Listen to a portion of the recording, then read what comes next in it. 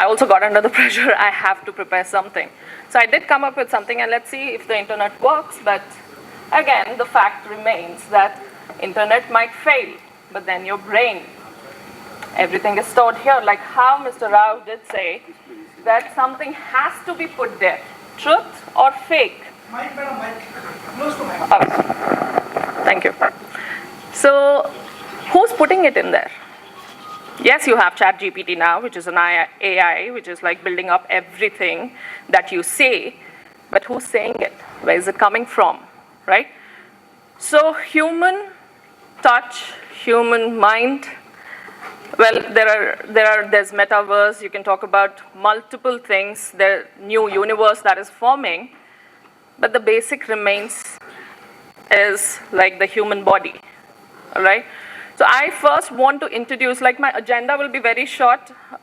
Firstly, I wanted to thank Mr. Anil for giving this opportunity to bring this mental well-being concept into this entire day's schedule, very tight schedule that you have, and to introduce this to journalists. So when I was preparing what to talk, for me also this is a very new thing that I'm talking about journalism. So I had to like actually Google, what does a journalist do, what is journalism? And then, yeah, made some slides. If they're ready, if we can put them. If not, yes, gratitude to you, Mr. Anil.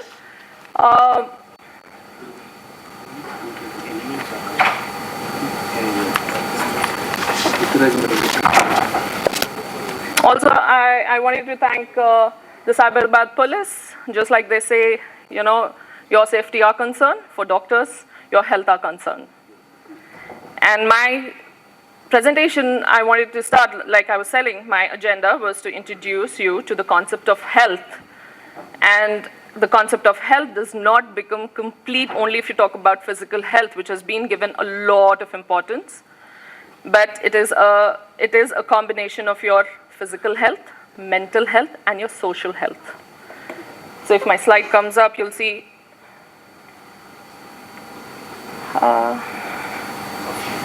Okay.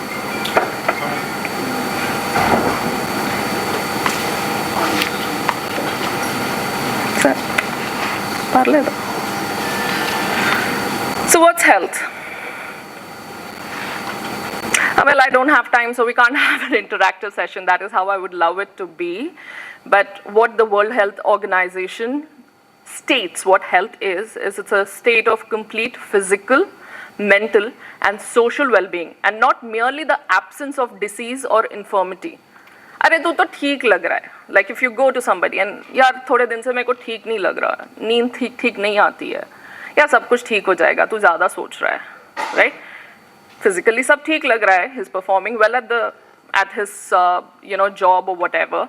Socially he's coming and interacting with you, but you've missed the signs. Again, this is just an image representation, physical well-being, mental well-being, social well-being, and this is exactly how we also evaluate patients. We call this as the biopsychosocial model. So the physical well-being is taken care by the biology part of it. Psyche is the mind. Now today you had so many sessions from morning till evening. Let's say your mind did not perform to actually listen to it, comprehend it, and then have that cognition, and then use it later on. What would you do? That's why this becomes important. Yeah, somebody said something. Did I miss? Yeah, you're not able to comprehend it. Then what's it like if the entire bookshop, like, you know, if your psyche is not in the proper state of mind, psyche is mind, of course, but if it is not in the proper state of mind, what would you do? What would you do with so much information?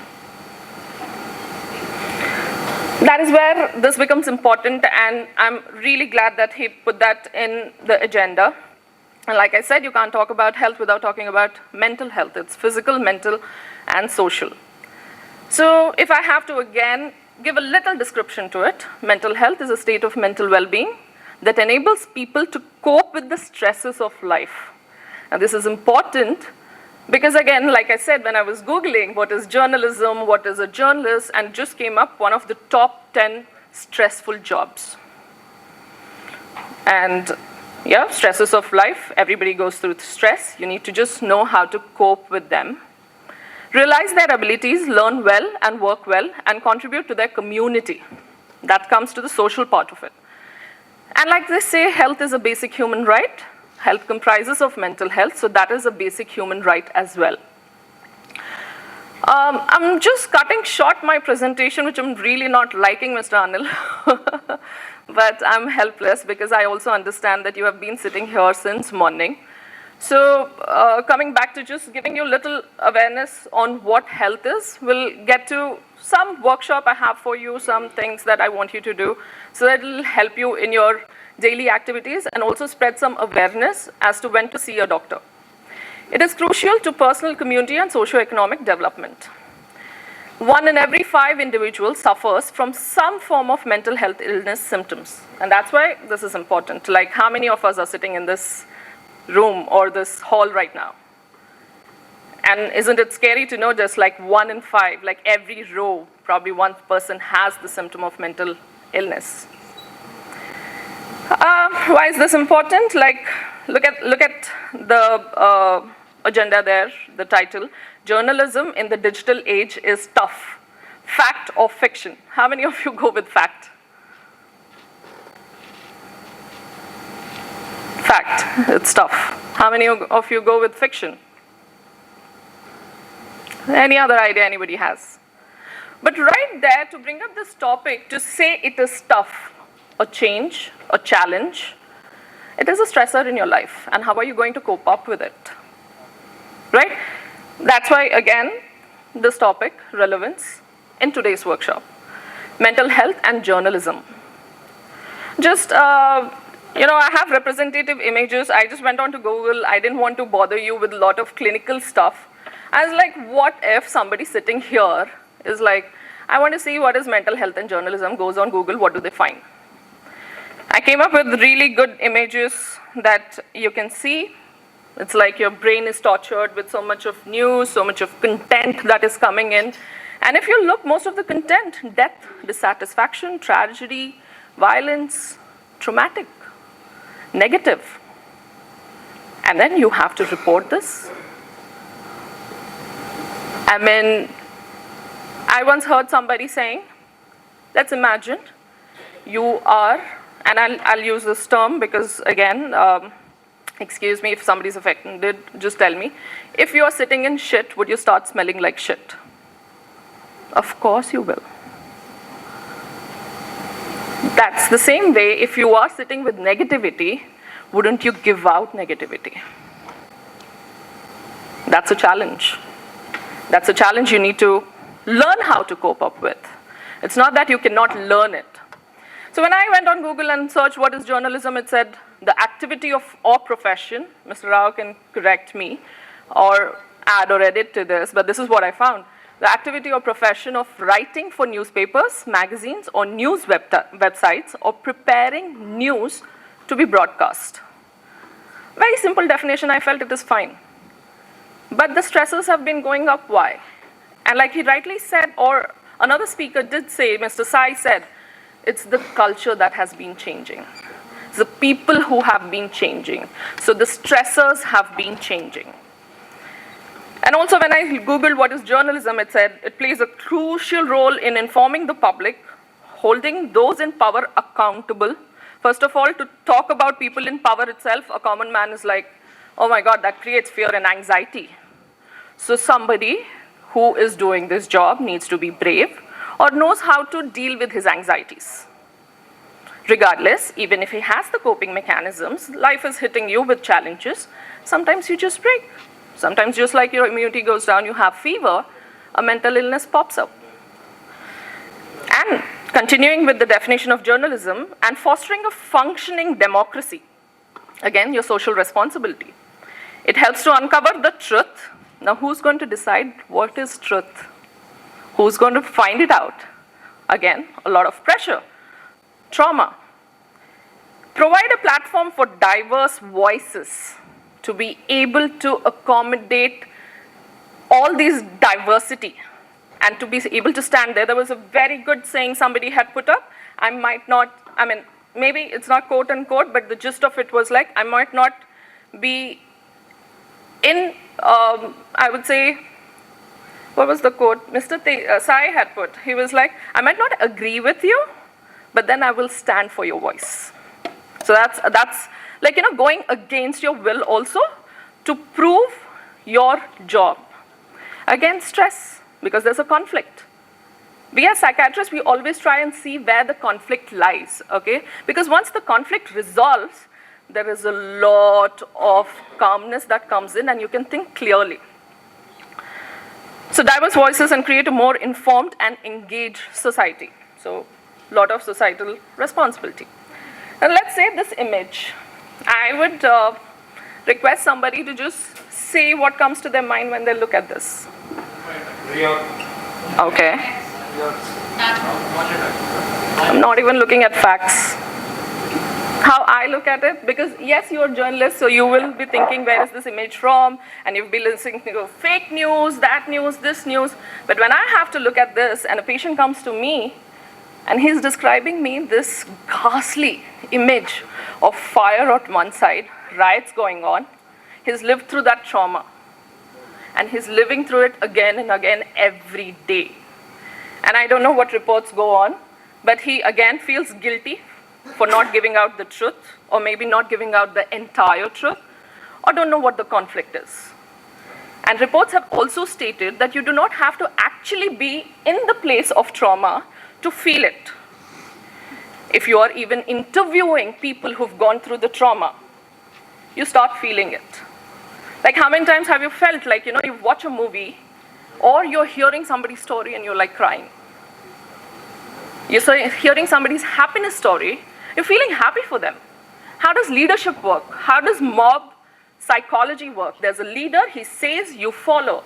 The leader says, lift your hand, you're lifting your hand. How does that work? So when patients come to us and they're reliving this trauma, it's our job to help them out, help them come out of it. Okay?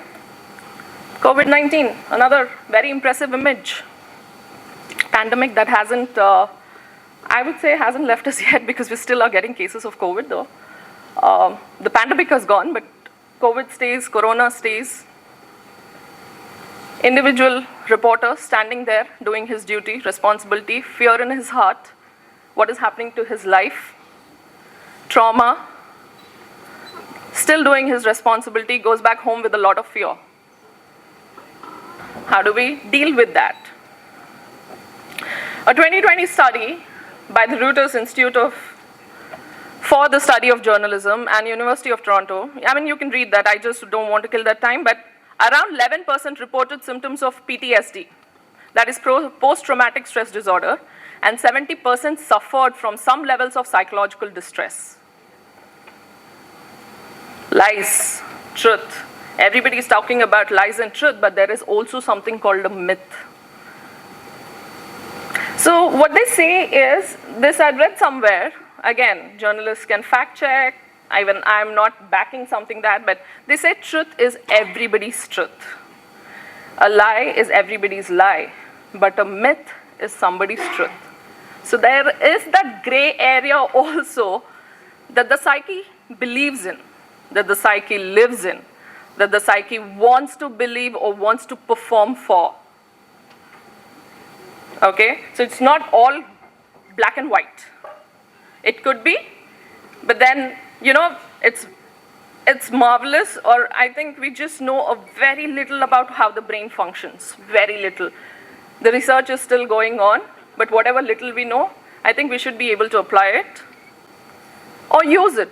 Just like this platform where, you know, we're bringing this mental well-being concept to the entire workshop. I'm sure this was not done before. Well, I put this slide particularly over here. It does not make sense to the flow of the entire thing, but Mr. Rao was like, journalists also have the responsibility of hiding the truth sometimes. Might be very difficult for them, but this is something when I was doing my MBBS, in one of the conferences, I was introduced to the concept of copycat suicide. At that time, the conference was really gala, nice. We had seen that how, this is called the weather effect. There was a novel in which the hero romanticizes a woman and then finally commits suicide. That was brought out, and then a sociologist saw that a lot of people after that committed suicide in the similar manner, around 43 people. And then they called it weather effect, but for us it was introduced as the copycat suicide. And this again brought me back to one of the memory in 2019, I think 19 or 18, I'm not very sure, I have to check again. But there was this news in Telangana newspapers about class 12 intermediate results, and it was wrongly published. And then we had series of 19 suicides that happened in a similar fashion, one after the other in different districts. That is when Lancesoft, along with Columbus Institute of Psychiatry, I was working at that time, we had done a run at Necklace Road for suicide prevention awareness. So that was a big topic, but it dies down. It dies down. Who keeps it alive? Who needs to keep it alive? Again, the social responsibility. So basically, all in all, journalist is under pressure. That is what I wanted to let you know, which you all know probably. And what are the effects of this pressure? Burnout? Yes. Burnout, you have to go find the truth. Physical burnout, mental burnout, everything. Anxiety disorders, panic attacks. Can't face that situation again. Thinking of it causes anxiety. Not able to function properly like you were before. Depression, lot of sadness. Not wanting to meet friends, not wanting to do anything at all. Post-traumatic stress disorder, flashbacks, living that event again and again, and not knowing what to do because it creates those feelings again and again in you. Substance abuse. Well, this is like a very big thing in, I would say worldwide. Alcohol, smoking, and substance abuse has always led to like negative human behavior.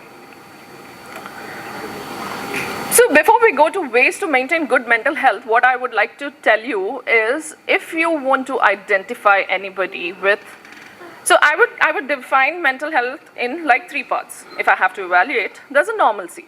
And I don't want to define it. Normalcy is different for everybody. There's a range. So if a person was, let's say this was his graph of productivity, he was working like this. In his physical, mental and social life, abnormalcy, he's going a little down. But with little bit of help, he's able to come up. Let's say somebody had a breakup or something. 6 months he's feeling bad, okay. 1 year, not okay. 1.5 years, not okay. 2 years, not at all okay. Not able to function at his workplace or at his educational institute, not at all okay. That goes to disease level. When I mean disease is the neurochemicals in your brain are altered. It's like vitamin deficiency. Think of it like that. When you're vitamin deficient or calcium deficient, don't you take supplements? If you have a running fever of 104, would you just be like, ye to kam ho jayega? So medicines do that part of helping you cope up with it, and therapy does the part of helping you to rethink your cognition. With cognition, what I mean is your capacity, your mental capacity to think, judge, bring back memories, and have an execution to them through your judgment in your present life so that you can have a normal life, normal productive life, or probably reach to your maximum potential. Having said that, the 5 things I would say for survival, everybody needs sleep. So anytime you find somebody having disturbed sleep for more than 3 days, because anybody who's anxious, burnt out, anything, 48 hours, more than 48 hours, I don't think anybody can control or withhold sleep. Has anybody tried that?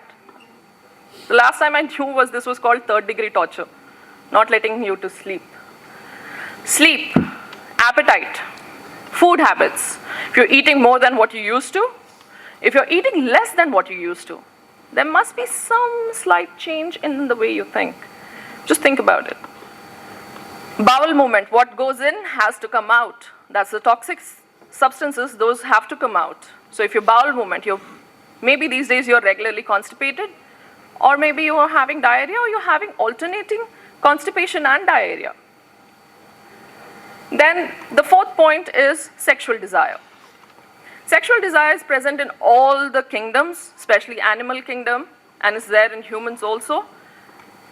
You just have to see if it is like going way above or there's no desire at all. That could be a sign or symptom. And the fifth very important thing is your mood. With mood, what I mean to say is your feeling. How do you feel? There's a wedding.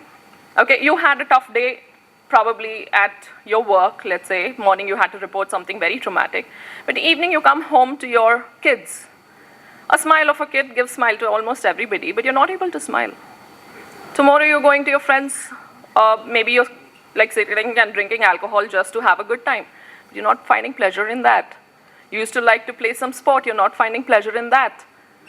The pervasive and the continuous feeling that stays is sadness, which gives us the hint that you are probably depressed. And there is help available. So these 5 things, if you can remember, if you can see, because see, the sad part of what happens in mental illness is the person who's going through it won't be able to see it. See, if I've hurt my hand, I'll be able to say, it's hurting here. Or if I hurt my leg, I'll be able to say, it's hurting here. But when my mind is not able to process what is going on in the mind, would I be able to say that, oh, I think I'm in depression? Well, it's a fad these days for college students to say, oh, I'm in depression or in my anxiety, I'm taking therapy, therapy is so in. But actually, people who undergo it, when they do not have the mental capacity to process it, they won't be able to see it.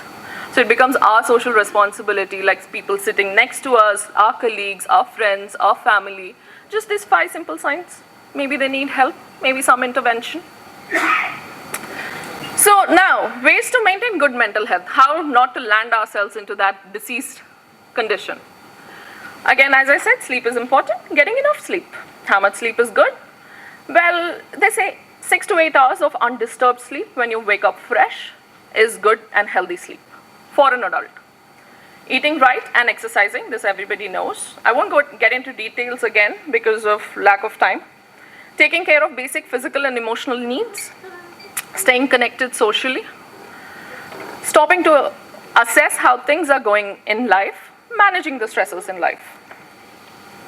Now, I just want all of you to do one thing, if you can. It's left to your will, but this is a small breathing exercise that I would want you to do. Just for like, maybe it will take you 1 minute. Maybe I can take that minute, right? Maybe 1 minute. I want all of you to just close your eyes. Just relax your shoulders. Relax your eyebrows. Drop your chin. Drop the tongue that is touching the upper palate. Take a deep breath in through your nose. Hold. And slowly breathe out through your mouth. Take a deep breath in through your nose, feeling the flow and temperature of air through your nose. Hold. And slowly breathe out through your mouth, feeling the flow and temperature of air through your mouth. Take a very slow, deep breath through your nose, feeling the flow and temperature of air through your nose. Hold. And very slowly breathe out through your mouth, feeling the flow and temperature of air through your mouth. Just put a hand on your chest and just tell all is well. You can open your eyes now. How many of you felt a difference? Okay, good. I didn't say positive or negative difference, I just said difference. Nice. My job is done, at least 2 of you. And I'm happy the rest do not have any issues. Right, so this is a very simple exercise. You can do anywhere. You can sit or lie down or whichever position you are in, wherever you are. All it takes is seconds or maybe a minute. And if you can do this for a couple of minutes, there is evidence. We take this evidence from functional MRIs. MRIs, These are called fMRIs. They see how the activity in your brain is varying with the function that you perform. Okay, so repeated scans have shown that people who do meditation, who do these breathing exercises, their mental neural connectivity has improved. Definitely the oxygenation to the brain improves, but this also improves your mood. Okay? And just when you say all is well, it's like that Three Idiots ka thing, no? Yeah? All is well. Just tell yourself, fake it until you make it. Yeah? At least it will give you that hope that you can go forward. At least it will give you that space to think. Can somebody say what is happening over here? Yeah. Guy is like third, is like happy. The first one is still not happy. Why I put this up is because it's a choice. It's a choice. I could be angry at Mr. Randall for giving me only this much time, but I chose that this much time is enough time. At least there is time. At least I can speak something. Attitude is a choice. Happiness is a choice. Optimism is a choice. Kindness is a choice. Giving is a choice. Respect is a choice. Whatever choice you make, makes you. Right? But for you to get to this choice, thank you. But for you to get to this choice, you have to have the mental capacity. That is where the disease falls. Okay? So, when you feel angry, very simple things, very simple tips I'm giving you. You're feeling angry, okay? Do exercise. You'll see immediate change. And with this exercise, I'm telling you, do it for at least 20 minutes. Only after 20 minutes.